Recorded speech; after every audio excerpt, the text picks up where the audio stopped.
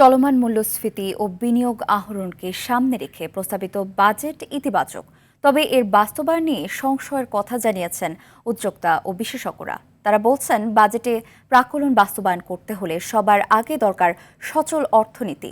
বলেন, মূল্যস্ফীতি নিয়ন্ত্রণ, রাজস্ব আয় বাড়ানো এবং সর্বোপরি ব্যয় কমানোর মাধ্যমে বাজেট বাস্তবায়ন সম্ভব। আরও জানাচ্ছেন তৌহিদুর রহমান।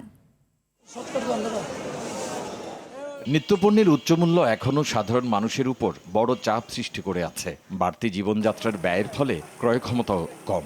যদিও সংস্কারের মাধ্যমে শৃঙ্খলা ফেরানোর চেষ্টা করছে সরকার, তবুও ব্যাংকিং খাতে তারল্য সংকট ও উচ্চ খেলাপি ঋণের চ্যালেঞ্জ রয়ে গেছে। ডলারের বিপরীতে টাকার মূল্যমান কমে যাওয়ার নেতিবাচক প্রভাব পুরো শিল্প খাতে পড়েছে। ফলে বিনিয়োগ না থাকার কারণে কর্মসংস্থান তথা উৎপাদনও নেই। এমন কঠিন বাস্তবতা সামনে রেখে প্রস্তাবিত 2026-27 অর্থ বছরের জন্য 6,95,000 কোটি টাকার রাজস্ব আদায়ের টার্গেট দেওয়া হয়েছে, যেখানে এনবিআর এর লক্ষ্য 6,04,000 কোটি টাকা।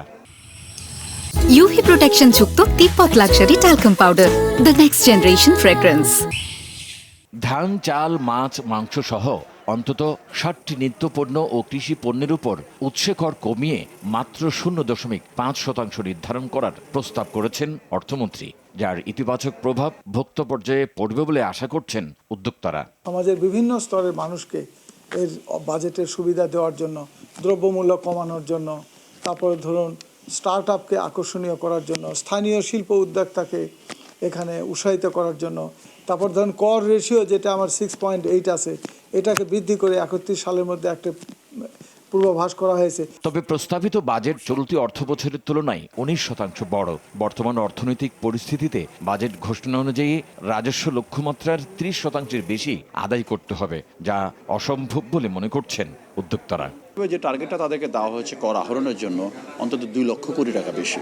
তা আপনি যখন 2025-26 অর্থ বছরে 3,70,000 কোটি টাকা অর্জন করলেন, তাহলে আপনি 26-27 অর্থ বছরে কী করে আপনি 6,95,000 কোটি টাকা অর্জন করবেন? এটা তো অবাস্তব। বিশেষজ্ঞরা মনে করেন অর্থনীতি এখনও বেশ দুর্বল অবস্থায় রয়েছে, তাই অপচয়, দুর্নীতি কমানোর তাগিদ দেন তারা।